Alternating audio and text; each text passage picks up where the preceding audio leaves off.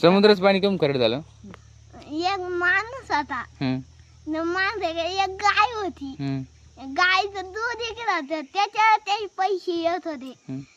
मग त्याचा भाव होता मोठा. माझ्या भाऊकडे गेला पैसे आणायला.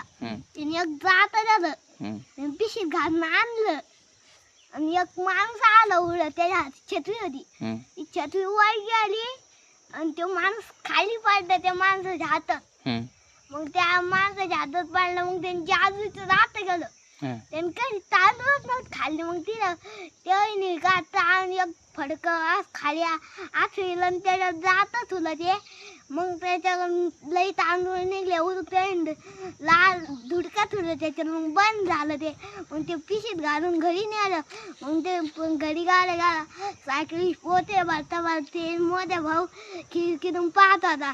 मग त्याने का ते जात चोळून नेलं.